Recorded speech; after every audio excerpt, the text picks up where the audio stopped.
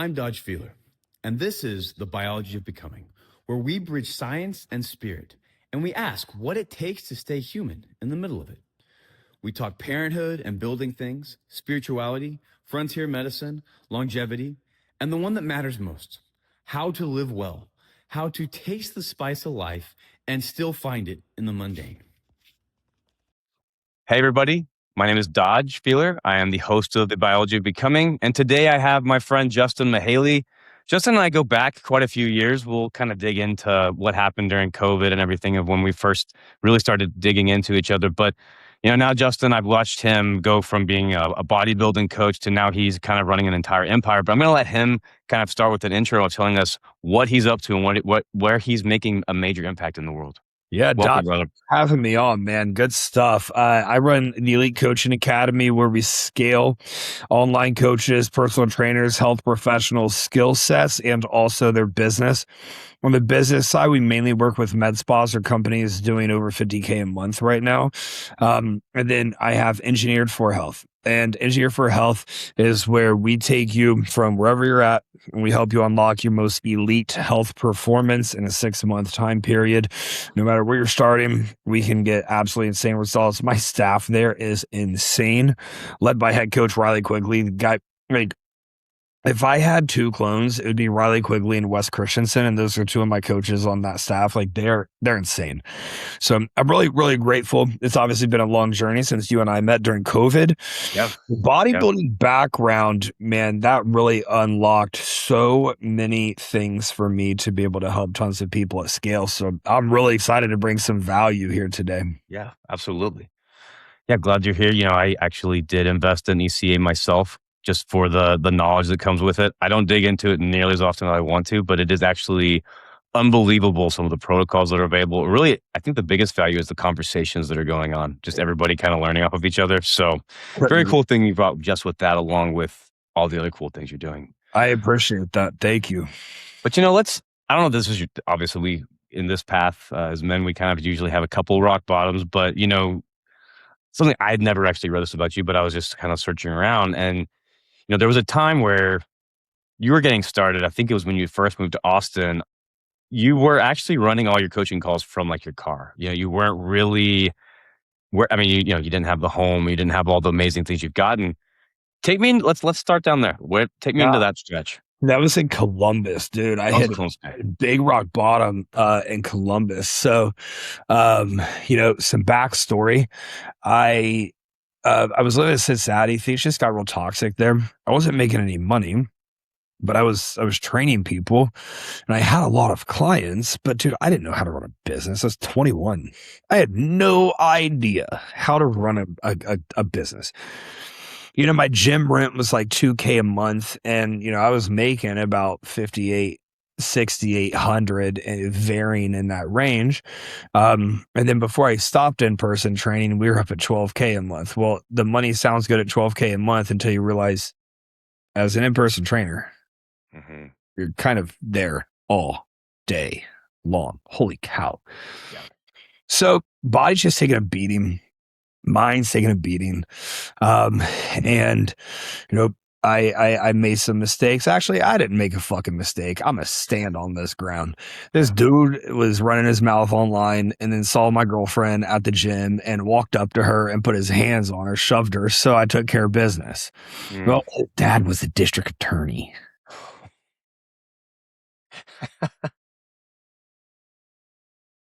Yeah.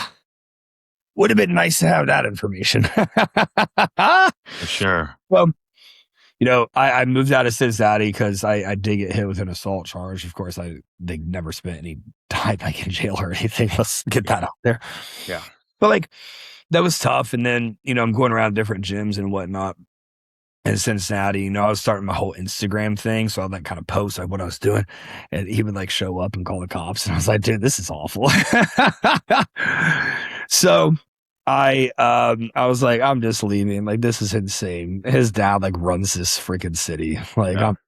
Go up to Columbus, and things were tough there for a minute. Because when I got out of college, I went to University of Cincinnati. I grateful for my time there. I learned absolutely nothing that I use today. Everything that I learned that I use today, it was from YouTube, was from podcasts, was from reading books. You can't see it in the screen. I've got about 400 books back there on my bookshelf, reading so many books. And just communicating with people. And obviously I've been fortunate, dude. Dodge, you're gonna find this crazy. We've serviced over 2,800 clients now. That is insane. That's insane. I mean, the amount of data we have, and fun little hack for anyone who's a coach, anyone who's an online coach, health professional of any sort. If you take all of that data and run it through a HIPAA compliant plugin, I can't remember what it's called, in chat, then the things that it is able to find, piece together, draw conclusions about based off of all of your modalities is absolutely insane. That's how I came up with the March method, which we teach in ECA and we use in Engineered for Health. But when I went to Columbus, didn't have much because my student loan payment a month was like $3,200. That sucked.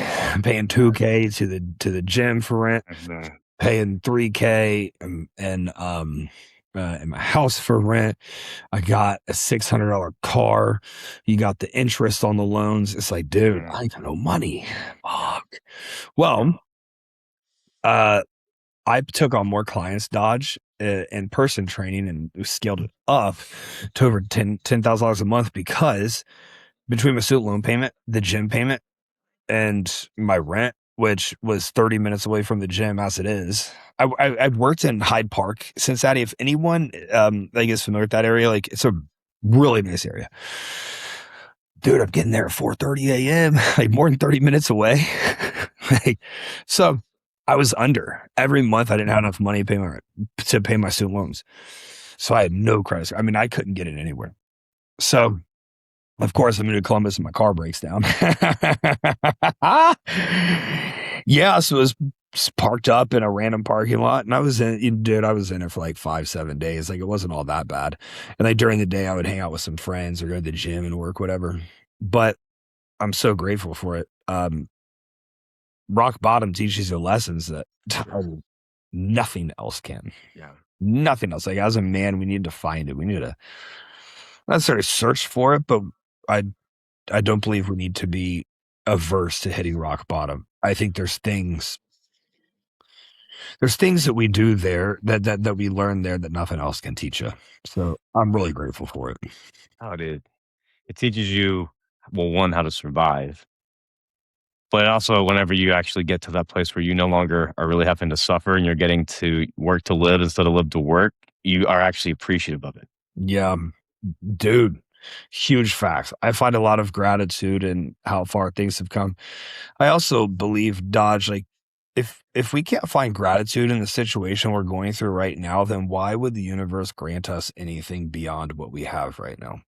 Gonna keep giving you the things that you're not finding gratitude for, So grateful for any problems I need to solve in the company or anything that comes my way. It's like, if you change the frame of how you view problems and start viewing them as opportunities, then that positive mindset shift in itself is gigantic. What an opportunity. I get I have an opportunity to learn more as an entrepreneur today. I have an opportunity to become a better man today. I have an opportunity to become a better leader today, a better coach today. How cool is that? Like, we get that every day in life. Yeah. It's a mindset that I consistently work on, where when things come up, I'm not feeling my best today. Like, all right, what a gift. And I didn't make that up, but it's just, what a gift. That's a David Guillaume. He uses that a lot. He'll just say, what a gift. And he'll talk about just times that his company lost millions, and, have plenty of scenarios for myself where I can say that, but just leaning into what a gift. And it's funny because it does seem like when you look at it that way, your nervous system will regulate a little bit more. And it's hilarious how the universe does shift, and maybe it's not the next day. It's not usually instant gratification. It's usually going to be months. But next thing you look back and you're like, it was never that bad. Like, it all worked out. how did it all work out? It just keeps working out, you know? It's just that things just keep working out. Yeah. Yeah. They do. It's like, I've made some basic questions. Just, I think they're really cool to talk about. I witnessed when you went from competing to kind of changing your whole mindset when it comes to bodybuilding. But would you say, was that kind of the reason what shifted you from, obviously you're still doing bodybuilding, but you kind of did shift your focus from strictly bodybuilding much more to functional health. And it obviously changed you as a coach. Was it the, retiring as a competitor? That's a really good question. There's many factors that went into it. One, I'm very grateful to say that everything I wanted to accomplish as a bodybuilding coach, I accomplished. We had 21, 22 IFBB Pro cards. I had 11 IFBB Pro wins as a coach. I had multiple overall titles that I won as a super heavyweight bodybuilder. And I was pushing it. I was getting ready for the national stage, going to do NPC nationals. First, I tore my adductor, then I tore my pec, and I was just like, man, like this sucks. Of course, other injuries have happened. I recently tore my pec again, but like it's coming back pretty dang well. It's just a partial tear. Yeah. It's coming back pretty dang well. That's like, actually, I was getting ready to compete next year. Okay, so you're thinking about coming back. And start pushing it, and bang, pec tear. Yeah. Great, right? So it's almost like, I just take it as a sign, like, hey, this is past, this is past your time. In bodybuilding, something that was hard that bodybuilding coaches who this can all relate to. The lack of loyalty just gets concerning, and I wasn't going to play the games that other people wanted to play in terms of like finding elite athletes and then paying them to sponsoring them to come be coached by you and all that stuff. Like, I'm way too good for that. Like every client pays me and every client is on an equal playing field. Well, you just get tired of building people up and then kind of seeing them go to take a deal. And man, some of the deals I took, I'm like, shit, I'll take that deal too. But it's like, you just got to get tired of, like you develop this relationship over 3, 4, 5 years. They're winning shows. You took them from never competing to the pro stage and yada, yada. And it's not the most honest, transparent, secure industry. I became a bodybuilder because I was maniacally insecure. Most people don't build that physique by not running from anything. Armor. It's an armor. Mm-hmm. And then, I realized while I was bodybuilding coaching, like these like low thyroid issues and these gut health issues and these hormonal issues, these are all like really easily fixable. Like these are not like life sentences that people have to do. And in bodybuilding, you go through many phases where all of those things can persist or they'll pop up. And so I realized, damn, my skill set would be way better served not doing this, when I also kind of felt like I was at the top of the mountain and I won. I want to do something else.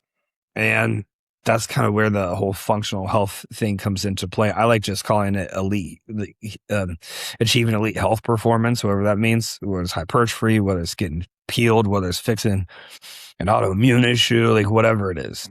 It's just elite. Helping people achieve elite health performance is something I feel passionate about. So that's where Engineered for Health, and that's where the Elite Coaching Academy like really shine.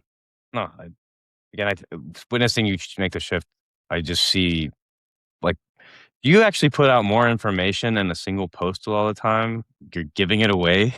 If people would just follow what you're talking about, they can actually make a change for their health.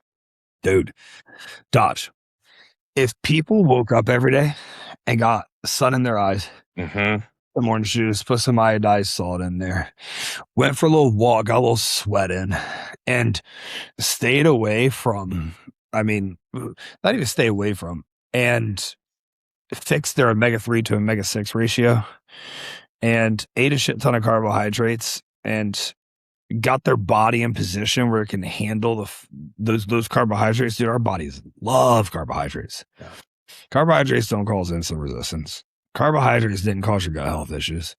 Carbohydrates make you a machine. Yeah.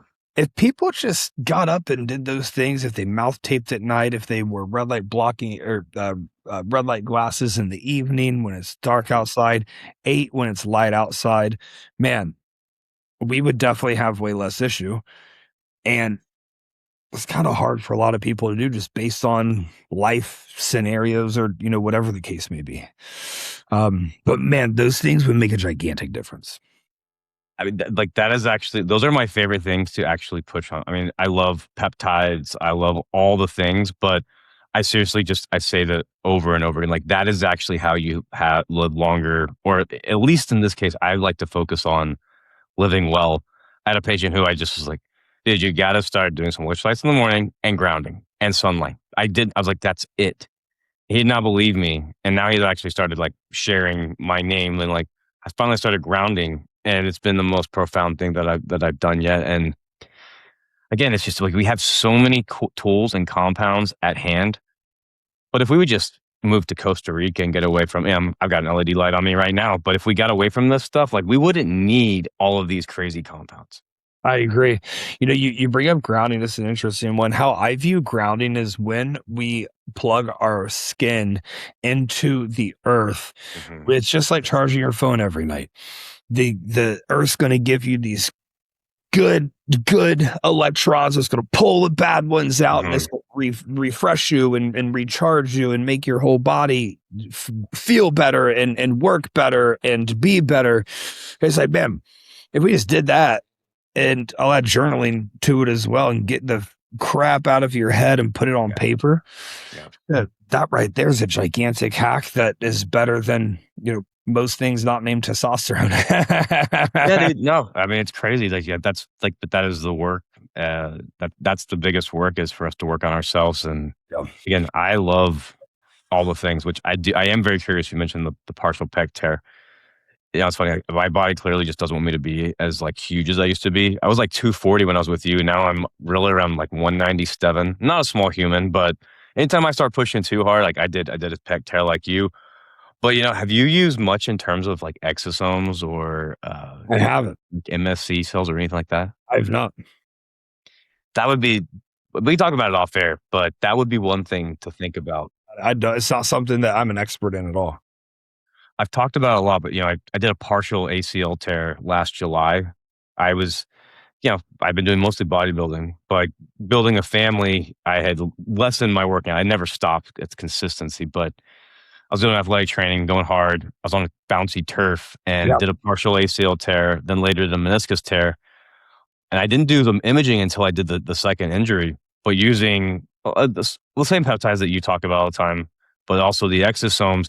It actually showed on the MRI some scarring, but it showed that the ACL was tearing. So I don't know. We'll talk about it more offline. Where I'd be happy to help you even get a hold of them, or absolutely, I will come do it for you. But that we'll have that conversation. I'm not here to sell you on it, but I do think that's one more fun thing to add in. Yeah, I'm all ears. I was using 2 vials a day of BPC and TB, and I'm just like, hell, what can go wrong? No, that's the beautiful thing. I see it healing fast. I'm like, let me hit 3 vials a day a couple times. And dude, I mean, I'm not recommending this to anyone else. I do this because I have a lot of knowledge on this and I know my body quite well. Yeah. And I mean, I like pushing the limits, and it's just like, dude, it got way better. Like, I mean, you can see that's all that's left of the bruising, and all of this, like all the way in, was just fully. Oh, dude, that's phenomenal. So that means you're doing probably like 30 milligrams a day of BPC and TB 500. Let's go. I'm locked in. Again, the biggest concern out of that would be like if you were someone who responded like with anhedonia when it comes to BPC. So, and I that you bring up a really good point there. Like, man, once anhedonia sets in, I mean, even things like ashwagandha can cause it. It's not really something we use in practice very much.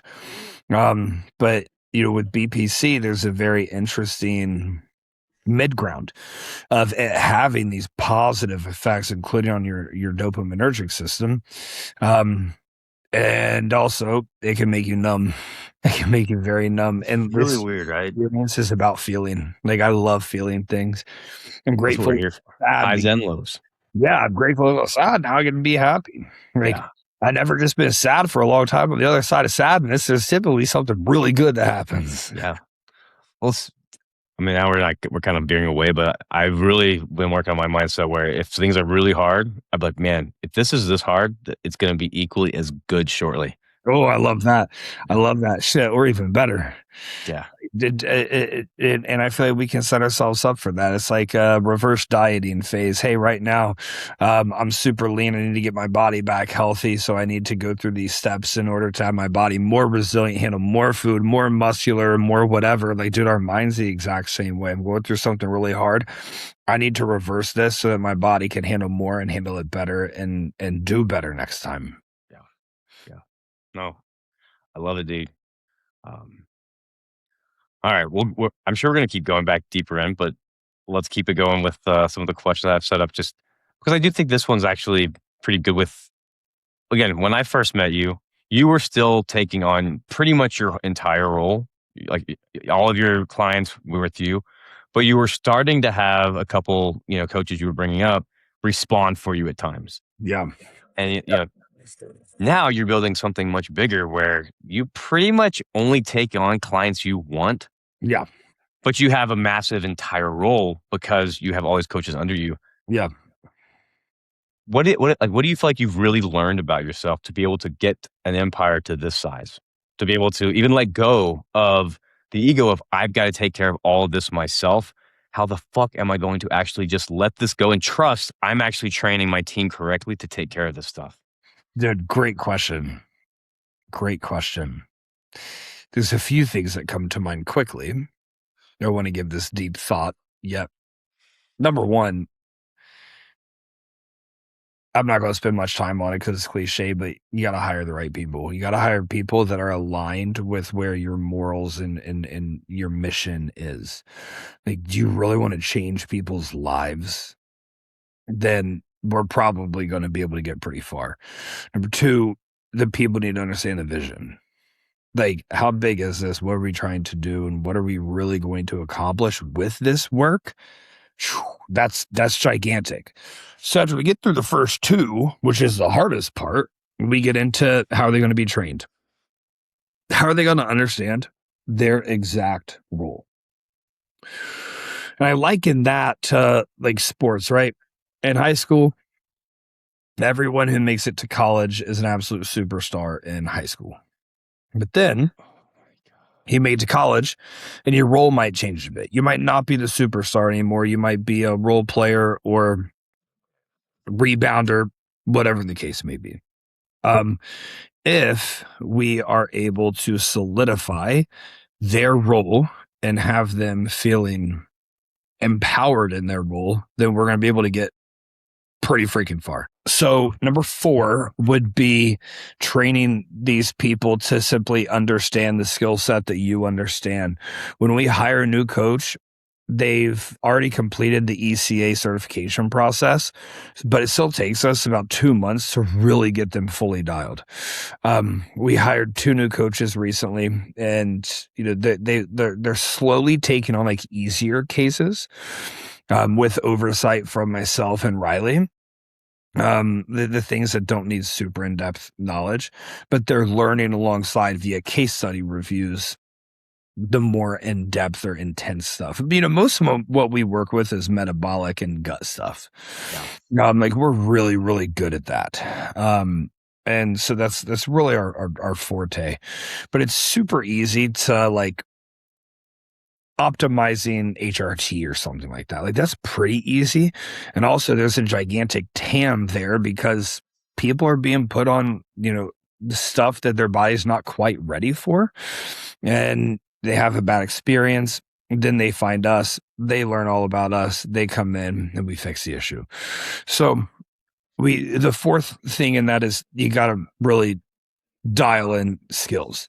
And then the fifth part of having a staff that is able to essentially replace me, man, I mean, these people have to have extreme hunger to reach the next step. So bonus structure, KPI rewards, things like that. I think it's super important. So, I've definitely run businesses the wrong way. And the only way to learn how to do it the right way is by doing it the wrong way. There's no blueprint. I mean, ECA is the closest thing to it. You want to have a coaching company, hop in and learn it from somebody who's already done it. But as an entrepreneur, you got to go through the suck, man. And there's been a lot of suck. And I've been super imperfect. Shit, I'm still super imperfect. But I love learning the process. And it's so fun leading coaches into financial freedom via impacting people's lives and changing their lives. Come on. Like, that's insane. How sick is that?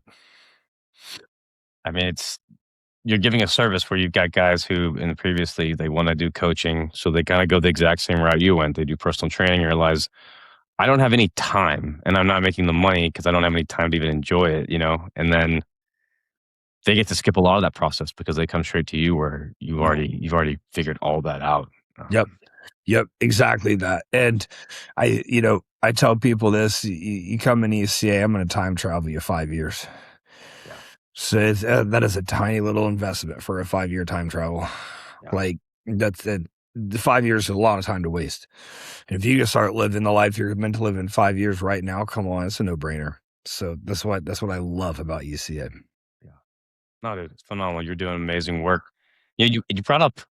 We've got a lot of things which we might want to get a little more into the gut, but something you mentioned a lot, and you talk about a lot on your Instagram, but it seems like just about every guy, even if their hormones say otherwise, just about need some testosterone in their life. And I'm curious, obviously, I think you get the obvious things like our food's trash, like water quality, chronic stress, all the endocrine disruptors, and just we're more and more sedentary. I see kids not riding their bikes anymore. They're just always riding around their electric scooter. I'm just like, we don't need help getting softer at this point. But I mean, like, what do you think? What is it? Is it all the things I just mentioned? Is it just we are softer as a society? Because I mean, obviously, I think we had enough. There are some guys in these days that, I don't love the word toxic masculinity, but it's out there, Yep. Yep.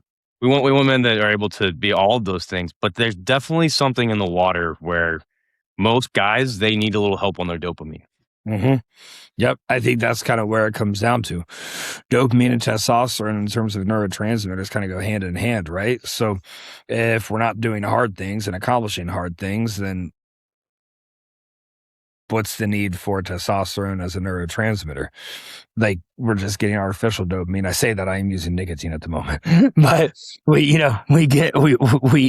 get a bunch of, it's such easy dopamine that we're supposed to be going through hard. We're supposed to be pushing our body. We're supposed to be pushing our minds. We're supposed to be building something. We're supposed to have meaning in our life that we chase. Mm-hmm. We don't have that right now. And we do live in an instant gratification society. I've talked for a long time about the whole delayed gratification thing. When I'm out somewhere, I order a coffee. I wait till it's room temp before I start drinking it. Dude, I don't love it that way. I don't want to sit there and wait for it. But like, the coffee is right there. It'll make me, feel good and happy and locked in. But you gotta wait 30 minutes before you have it. Little things like that, waking up every day and pushing your freaking body, getting into the sunlight, putting down the controller and going for a walk in the sun, get off fucking dating apps and go meet someone in real life. It makes you more of a man. It just does. And, I mean, I see it on my Instagram all the freaking time. People, men just losing their fucking minds. And it's like, dude, you estrogen raging motherfucker. Like, dude, fucking fix your life. Like, I have never in my life left a hate comment on another man's social media. That's gay. It's gay. Like, don't do that. Like, that is soft. So I think social media allows us cheap dopamine, and I say that Social media is a huge part of my life. It's where my majority of my companies are run. But you need to wake up, push your freaking body. You need to have the discipline to sit down and journal. Like, I'm not quite sure it gives you much of a dopamine hit, but it's just doing the hard, uncomfortable things time over time that we all kind of know what we need to do. Do it. Just do it.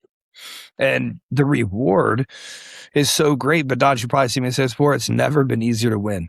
It has never been easier to beat other people because they're chasing something that is such a low vibrational frequency that, like, I don't want to chase that. If everyone can have it, I don't want it. Yeah. Honestly, good rule of life for men to have too, especially when it comes to women. If everyone can have it, I don't want it. Like, dude. We need to go be working and building towards something that's actually worthwhile and that actually has a positive impact on a community, on a region, on the world. That's what we need to be doing.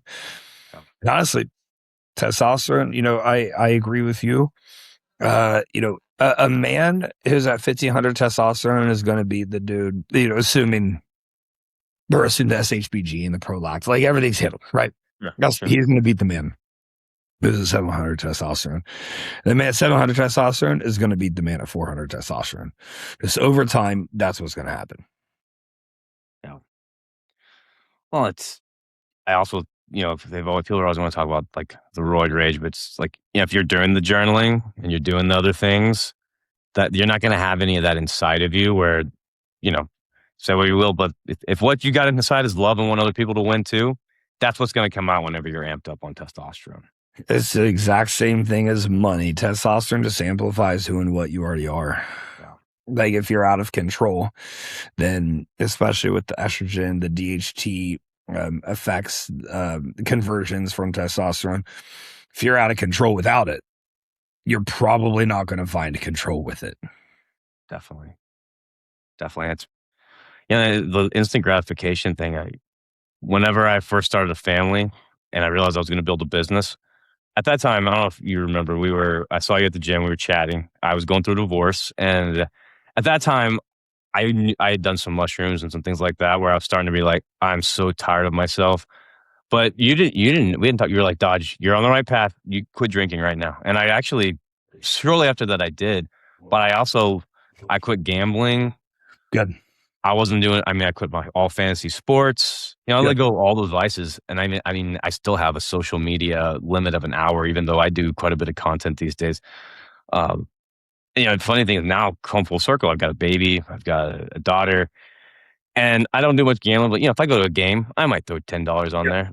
I'll do a little bit of fantasy sports now to be able to relate with humans after being out for so long. But you pretty much had to walk away from all instant gratification to be able to just, what's the bigger picture? What's going to happen if you hold that and know, like, you may not see it today, you may not see it tomorrow, but you know what you're building for, you know where the intention lies. Yep. I absolutely love that. I do think the gambling is a really big one. It is so easy to get a little dopamine out of that. Yeah, similar to you. If I'm with the boys and we're watching the Ohio State Buckeyes and they want the other team to win, I'm gonna gamble with them. I'll drop 100 on a game, but it's not like this full steam ahead, all or nothing type of thing. There's no attachment. It's an LOL. Yeah, exactly. It's not gonna hurt you you're not gonna miss a bill, and you're also gonna wake up the next day and feel fine. Which, I don't, sports in general, I enjoyed watching the Spurs this year, but when they lost, I was like, man, that sucks. I've watched them all year, but I slept just fine at night, and I got up the next day and went and took care of things. So yeah, dude. the sun's gonna rise tomorrow, and you still ain't Victor Wembanyama, so you better get up and dominate. Yep. Yeah, dude. He's insane human. Yeah, nuts. So a couple I want to bring up too, just because you and I both have very similar opinions on it, but I have watched, guys that probably need testosterone try to destroy you on this. And it's always hilarious just knowing the mechanism of what progesterone does. But that's men doing low dose, and I'm talking, like 8 to 15 milligrams in the evening of progesterone.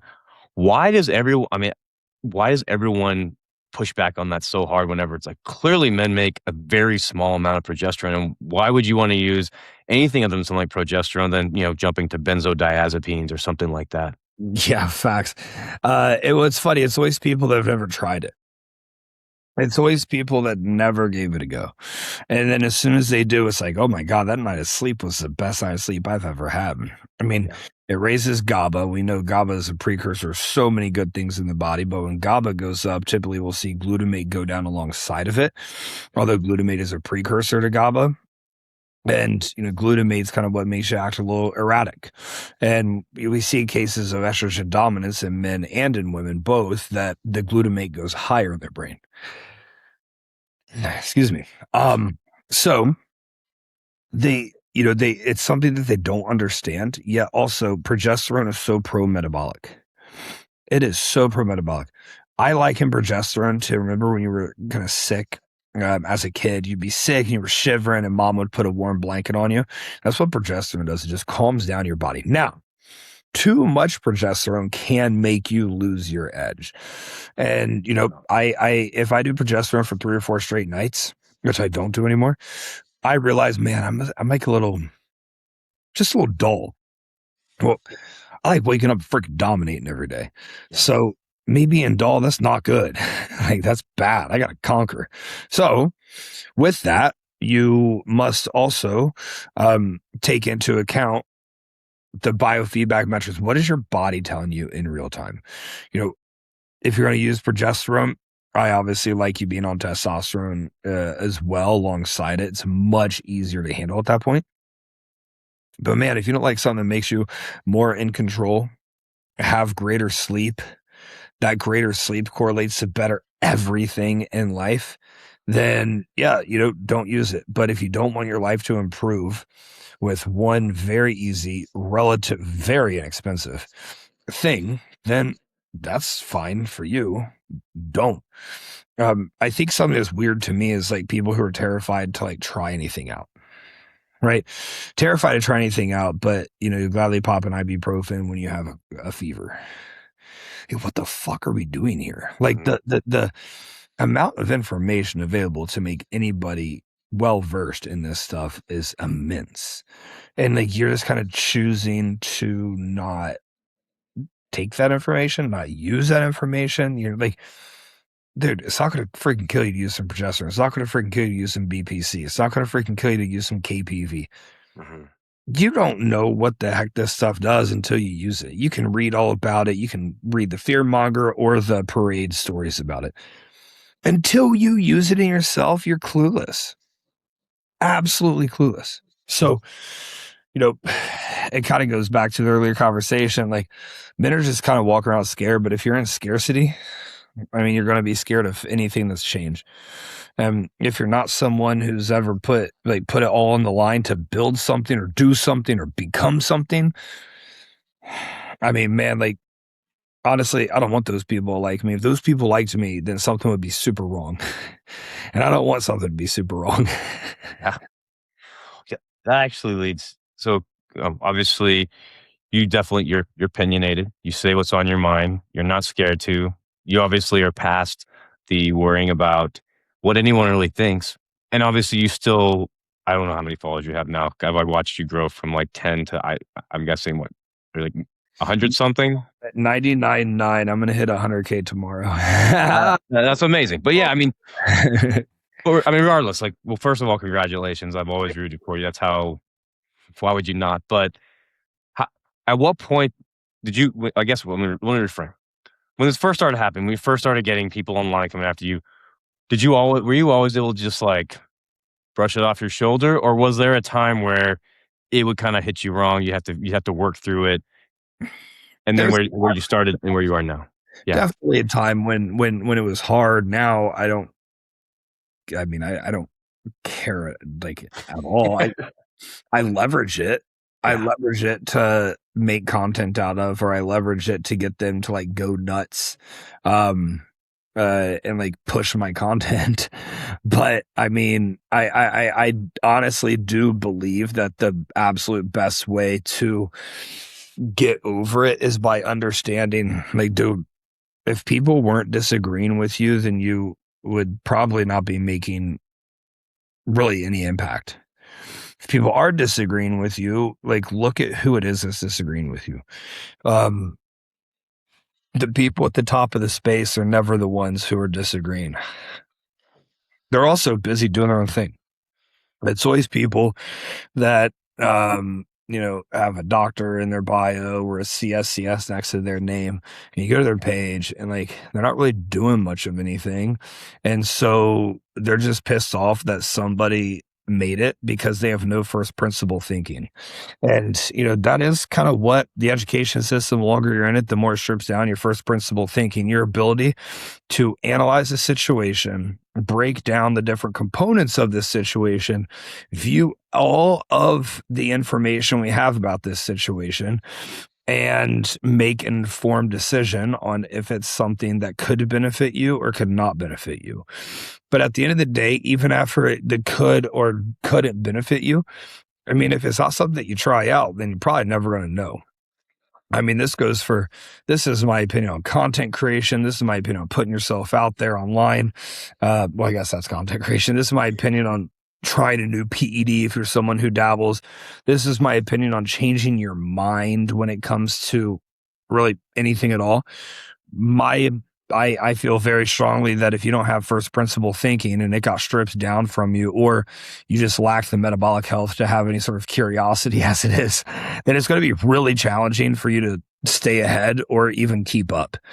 A lot of people who are just research-based and only research-based, like, dude, we've seen this in bodybuilding for 60, 70 years. There's people waiting around being told that you're allowed to do this now. Like, they're just being good little boys. But then there's other people who are actually doing it. And yeah, we knew you could do this 20 freaking years ago. Like, something I always liken back to, around the time you would have found me, it's like, dude, training to failure is the best way to induce the maximum amount of muscle protein synthesis over muscle protein breakdown if you recover your body through proper nutritional habits. But growing muscle hypertrophy is also a nervous system response too. Well, we just went through such a hard training session that now your nervous system's like, dang, next time I want to be better equipped to do this training session. So you're going to build bigger muscles and more muscle by doing this. I mean, even just back in 2021 and 2022, people were still arguing over it. And now it's like pretty freaking settled that, training within proximity to failure is like by far the best way to grow muscle. Because the stimulus from a 5 RIR set versus a 0 RIR set it's just not even close. Like, the stimulus of doing a rest pause or a drop set or whatever compared to 5 RIR is not even comparable. Now we know this, and people were they were so scared. They were so scared to train hard. Well, now they're all still small and finally getting around to training a little bit harder, but they probably still don't know how to train to failure, which is a whole other topic. But people who are actually doing it are always so far ahead of people who are waiting around like good boys and good girls being told that they're now allowed to do something. Let's obviously veer away from training a little bit, but I read a quote the other day that was saying how really, really intelligent humans that have remained poor, how angry they get when they see someone not quite as intelligent reach the top because they actually took the step to do it. Whoa. They went ahead and jumped in. Yeah. It's, what is it? People, I do not have over a 140 IQ, but people who have over 140 IQ and live in America have to be in like a permanent prison because everyone's so dumb. I can imagine. I'm not close to 140, but man, there's just some like weak, dumb people. I guess it's probably the same as being a man with high testosterone, like seeing a man with low testosterone just like try to live. It's brutal. Like, dude, you could just like fix this problem. Yeah. Well, sometimes I don't think it's that they're not intelligent enough. It's that they're just not willing to do what it takes to go to the next level. Yep, exactly. Closed-minded. Yeah, and I want to go to the next level. And everywhere in life, like, I want to fucking win, dude. I love winning. Winning could be beating somebody else. It could be beating my previous best self. It can just be winning a task on the day that I didn't want to get done. Like, man, I love winning. Like, that shit drives me. Wow. Well, yeah, again, it was like right before COVID that we first, I was working with you. You were my coach, and you know, you had some pushback, and I also went through I went through a divorce, but there was some pushback where there was claims of like immaturity issues going on. Yep. And I kind of think we kind of both went through an initiation of actually becoming a man, like growing up and actually doing what's needed to be done. The funny thing is, even during that time, you were building this community in COVID, and people had nothing to reach out. They had no one to talk to. They had nothing to go. So even during that time, it still shocks me about everyone felt isolated, and you created something where everybody was able to work together. I'll never forget that. That was beautiful, and you continue to do it. And so I'm kind of turned this into two things, but really, I guess that transition from Justin, who was a little more reactive. There were issues. Who really you stay pretty calm. You say what needs to be said, but what exactly has changed in the way that you carry yourself now from 2021? Yeah, good question. Really good question. Mindfulness. Yeah. Realizing that if you allow someone online to like affect your freaking day or like make you feel a type of way, then like you don't have any control over yourself. And as a leader, you need to really be able to control yourself. That's a huge one. Yeah. Staying present, being where my feet are. I have a lot of work to do there, and I do a way better job now than I've ever done. Yeah. It's just growth and mature overall. Growth and maturation overall. Yeah. I enjoy getting people fired up online because, like I said, they'll push your posts and make it go pretty freaking viral. Some people do need to be called an idiot because clearly they haven't been told enough. But like I have a very firm belief that we should just be in control and stay in control and not give attention to things that are lower vibrational frequency. I have a vision in my mind of what my highest self looks like, how he talks, how he walks, how he shows up, the way that he presents, the way that everything. Yep. And being reactive is very misaligned with what my highest self is. That's a bad place to be. Yep. And you're very easy to control when you're reactive. So why not align with the person that you see as your best self? Justin, who's married with kids, who's leading companies, who's sold companies, who has an amazing team by his side, who's taking care of people, who's generous, who's warm. If that action isn't aligned with those things, probably shouldn't do it, right? Absolutely. And I don't think I'm not sure how much work many people put into having an actual visualization of their highest self. For me, that changed things. Some of that could be a faith-driven mission. Some of that could just be a spiritual-driven mission, like whatever spirituality, faith, religion means to you. It could be easier to find it through those modalities. Yeah. But Dodge, I've never in my life met someone who starts praying, who starts journaling, who starts meditating, who got worse. Maybe that's where we start. I don't know. I don't have the answer. This will work for me. Yeah. But who the heck started praying and became a worse person? I don't know. I've got goosebumps, which people, you say what you want about that, but that's exactly where I've gone with it. It's holding on to that vision. And it's not hard to find other teachers that talk about this stuff, Yeah. It's pretty consistent across the board. I like Neville Goddard quite a bit, but yeah, he's great. Looking at that vision before you go to bed, I have Stephen Hawkins. He often talks in his books that it doesn't necessarily matter what religion you use. It's just having that faith and that trust. I agree. I didn't realize he was like a spiritual man. Yeah. Very good. But yeah, I'm like you. Revisiting that vision before you go to bed, visit before you wake up in the morning, say, what kind of miracles am I going to get to witness today? What miracles am I going to get to receive today? Yep. How am I going to be of service to others? And it just keeps, again, sometimes I'll be thinking about something I'm about to do, and I'll be like, am I going to want to tell my son about this one day? Yep. That really changes the way you think, act, and just live your life. I like that. That's a really good one. Am I going to be able to tell my son about this one day? Or am I going to be able to be proud to share this with my son one day? That's nice. I'm gonna keep that one. Yeah, I mean, again, I'm someone who I will continue to do the work, but it's all come back to just gratitude, faith, being okay with being in the mundane, being okay when I'm not seeing the business grow as fast as I want it to grow, and even November, December, whenever things are just slowing down because of budget changes, which this year I've got some ideas on how that's not going to happen. I'll just be like, you know what? I get to go spend an extra 5 hours with my family. Oh, I love that. Or I'll go. What an opportunity. Mm-hmm. What a gift, right? What a gift. I love that. See, like those are the reframes that people need to be practicing.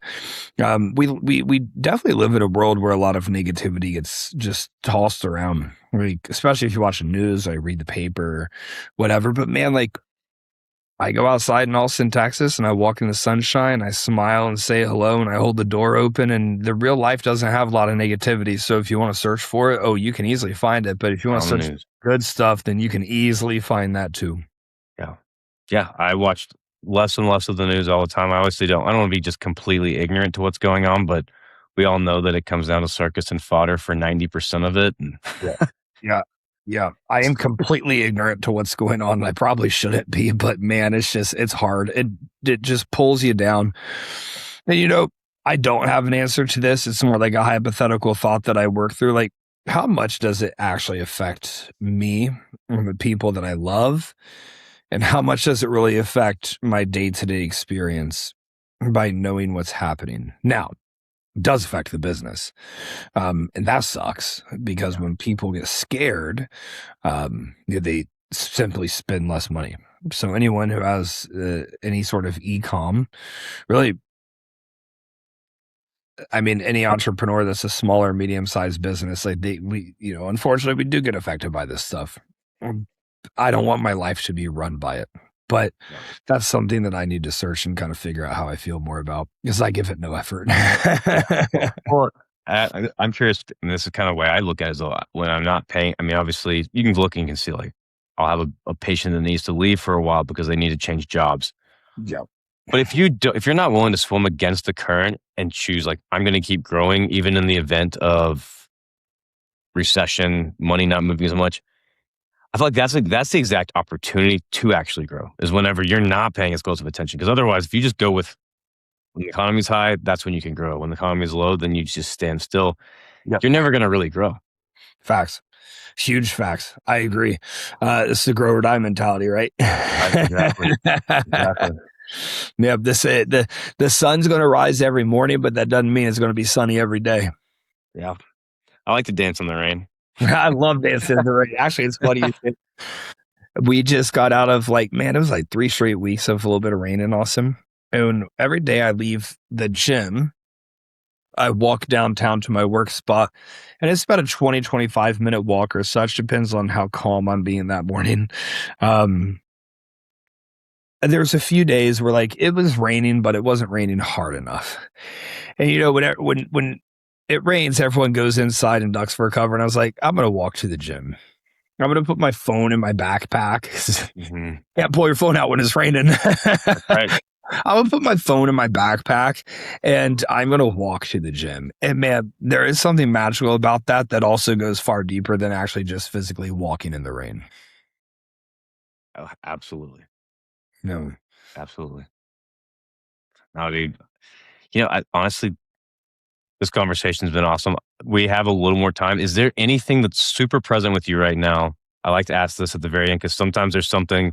Sometimes it's our conversation brings something. Is there anything that you want to chat about before we call it?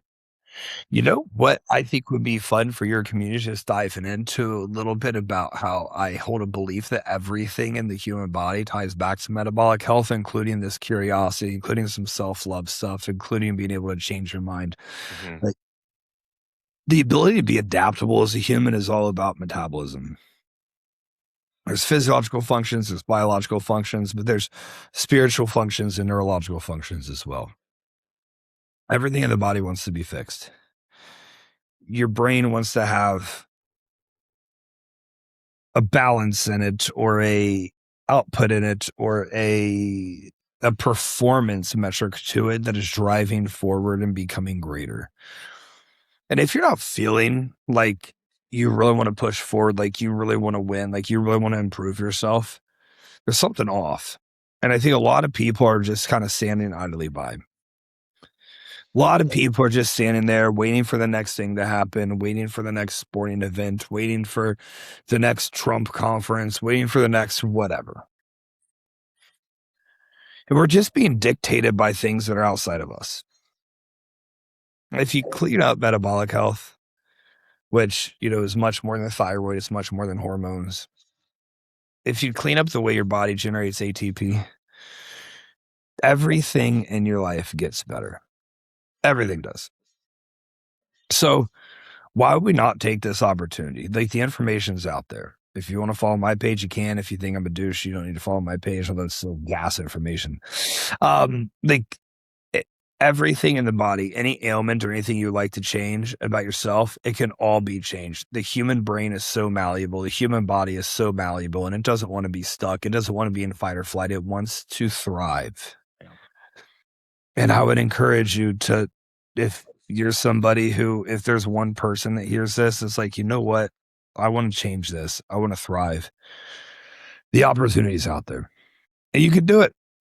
Yeah. Lodge and I are perfect examples. We've changed our life so many times. And I'm proud of you, man. I'm proud of you. I definitely saw you in a rough spot, and you're doing a great job. So salute to you. I'm very proud of you. Thank you, brother. Yeah.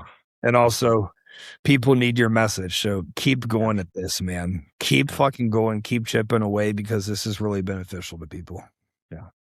Thank you for saying that. It's funny. You and I, obviously, I'm a nurse practitioner who still loves the health coaching community. Like, yeah, I see a lot of doctors and stuff wanting to go after health coaches because you fulfill some providing roles. I've always, Willie Nelson left Nashville to go to Austin to be kind of an outlaw, but he also became kind of the bridge to everybody, to love everybody, the oneness. And that's what I would say is, someone wants to come to you, I'm all for it. Like, let someone come help you with metabolism. Someone wants a provider, come to Way of Life. Regardless of how you do it, go do it. Yep. By the self-love, the things you're talking about, you actually are changing your epigenetic expression, and you're turning on genes that actually are going to optimize your health. So why would you not make that decision and go get your ass out in the sun today? Facts. Exactly. We all have a choice. What are we going to do with it? And you've done well with it. I hope I've done well with it, and we'll keep doing you well. Have. I've seen your growth, dude. I got nothing but love for you. I appreciate that. I feel the same way to you, man. It's awesome chopping it up with you here. Thank you so much for having me on. Do it again some other time. Let's chat sometime in the next week or two, offline, anything you need.